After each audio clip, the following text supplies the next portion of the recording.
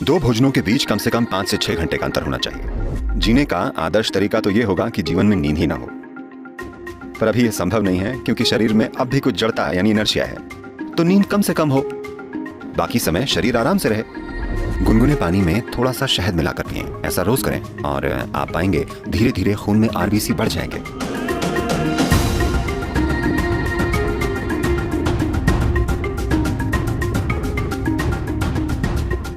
अगर भोजन की बात करें, सबसे महत्वपूर्ण चीज जिसका आपको ध्यान रखना चाहिए वो ये है, किसी दिन जब आप कोई भोजन खाते हैं, चाहे आप जो भी खाते हैं, आपको ध्यान रखना चाहिए कि वो भोजन कितनी जल्दी पचकर आपका हिस्सा बन जाता है। कोई भी भोजन अगर 3 घंटे से ज्यादा पेट में रहता है, यानी आपने खराब खाना खाया है। वो भोजन या तो आप छोड़ दें या कम से कम खाएं। अगर भोजन 3 घंटे में पेट से आंतों तक पहुंच जाता है, यानी आप कुछ ऐसा खा रहे हैं जिसे आपका सिस्टम अच्छे से पचा पाता है। शायद वो सबसे अच्छा भोजन न हो, पर सिस्टम उसे पचा पा रहा है।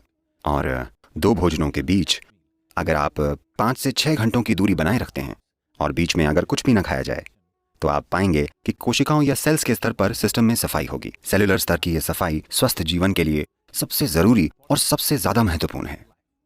तो दो भोजनों के बीच कम से कम 5-6 घंटों का अंतर होना चाहिए। अगर आपकी उम्र 30 से ज्यादा है तो दिन में दो बार अच्छे से भोजन करना काफी होगा। एक सुबह का भोजन और एक शाम का। शाम के भोजन के बाद कम से कम 3 घंटे रुक कर सोना चाहिए और कुछ शारीरिक काम होना चाहिए। जरूरी नहीं है कि बहुत भारी या जोरदार गतिविधि हो, बस थोड़ी सी सैर या शायद थोड़ा सा डांस या ऐसा कुछ। अपने लिए कुछ ऐसा करें ताकि शाम के भोजन के बाद कम से कम 20 से 30 मिनट कुछ शारीरिक काम हो। ऐसा करने से आपका सिस्टम काफी स्वस्थ होगा। एनीमिया होना यानी खून ने अपना लोहा खो दिया है, यानी आपने अपनी ताकत खो दी है। ठीक है, शरीर की ताकत चली गई, आप थका हुआ महसूस करेंगे, बेवजह थकावट होगी। क्योंकि जब लोहा कम हो जाता है तब खून का ऑक्सीजन शरीर में अच्छे से नहीं पहुंचता, यानी आपका शरीर, आपका हृदय, आपका दिमाग सब कुछ ज्यादा काम नहीं कर पाएंगे क्योंकि आपके पास ऑक्सीजन कम है। तो खून में ऑक्सीजन की मात्रा को बढ़ाना एक जरूरी चीज है, क्योंकि शरीर की सेहत, उसका खुद को आसानी से जीवंत करना, इसके लिए खून में ज्यादा ऑक्सीजन होनी चाहिए और ये क्षमता कम हो जाएगी। खासकर महिलाओं को ध्यान रखना चाहिए। उनके शरीर की प्रक्रिया के कारण उनमें हीमोग्लोबिन की कमी हो सकती है, जिससे खून में ज्यादा ऑक्सीजन नहीं समा पाएगा और बेवजह वो थक जाएंगे। अगर आरबीसी कम है तो बुद्धि पर भी असर होगा, क्योंकि दिमाग में ऑक्सीजन कम होगा तो इसका असर शरीर और दिमाग दोनों पर होगा। तो इससे बचने का एक सरल तरीका है, रोजाना हल्के गर्म पानी में थोड़ा शहद मिलाकर पीना। रोजाना ऐसा करें, इससे धीरे धीरे आरबीसी की मात्रा बढ़ जाएगी। खून में ज्यादा ऑक्सीजन होगा तो अचानक ज्यादा ऊर्जा महसूस होगी, अचानक सब सक्रिय हो जाएगा, शरीर का कायाकल्प होगा, मृत कोशिकाओं की जगह नई कोशिकाएं पैदा होंगी। जो जड़ता आप अपने शरीर में और अपने मन में महसूस करते हैं वो बहुत कम होने लगेगी।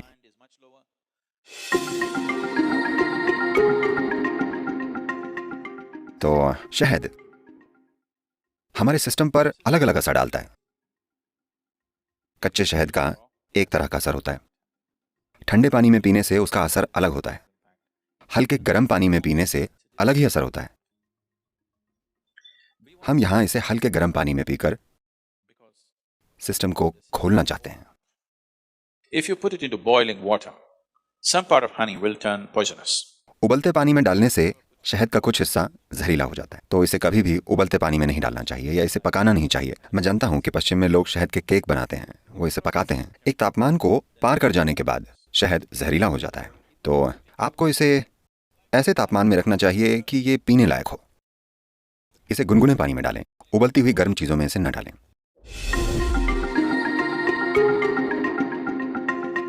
देखिए, नींद अपने आप में जीवन की जरूरत नहीं है। शरीर को नींद नहीं, आराम चाहिए। नींद आराम का बस एक रूप है।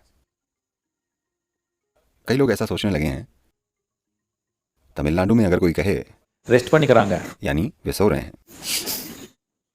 जरूरी नहीं है, बैठकर भी आराम हो सकता है ना? हाँ, खड़े होकर भी आराम हो सकता है। दौड़ते दौड़ते खड़े हो जाने पर भी आराम मिलता है। आप खड़े थे, अगर आप बैठ जाएं तब भी आराम मिलता है। आराम करने के कई तरीके हैं। सबसे जरूरी बात यह है कि आराम यानी आप ऊर्जा का इक्वेशन बदल रहे हैं, यानी ऊर्जा का खर्च कम हो रहा है पर इसकी पैदावार उसी तेजी से हो रही है।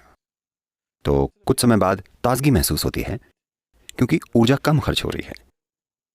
मूल रूप से आप ऊर्जा को मैनेज कर रहे हैं। काम करते समय ऊर्जा ज़्यादा खर्च होती है, पैदावार जितनी भी हो, पर वो काफ़ी नहीं होती। कुछ समय में आप थक जाएंगे क्योंकि भारी खपत हुई है।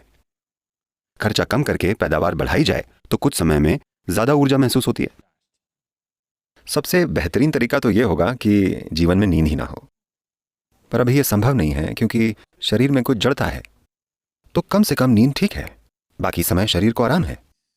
अगर शरीर आराम से रहे तो नींद तब तक नहीं आती जब तक शरीर एक तरह से थक न जाए। तो शरीर कभी भी नींद नहीं मांगता, पर आराम जरूर मांगता है। अगर आपको यहां आराम से बैठना नहीं आता तो ये ऐसे आराम करेगा, इस प्रकार। अगर आप बिल्कुल आराम से बैठ पाएं तो ये बिना सोए घंटों बैठेगा, वरना शरीर को सिर्फ नींद में ही आराम मिलेगा। अभी यहां बैठे बैठे आप एक सरल काम कर सकते हैं कि आप यहां आकर बैठ जाएं। बस अपना ध्यान अपने सिर के ऊपर से अपने पैर की उंगलियों तक ले जाएं और देखें क्या सब कुछ ढीला और आराम से है, या आप ऐसे बैठे हैं।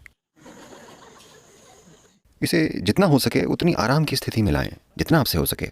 आप हर चीज को लेकर सचेतन नहीं हैं, पर होशपूर्वक आप जितना सहज बना सकते हैं। आप अचानक देखेंगे कि अगर आप 10 बजे सोते हैं और आप बस 1 घंटे यहां आराम से बैठते हैं तो आपकी नींद आधे घंटे आगे बढ़ जाएगी। 10 बजे नींद नहीं आएगी, आप खुद ही जागते रहेंगे।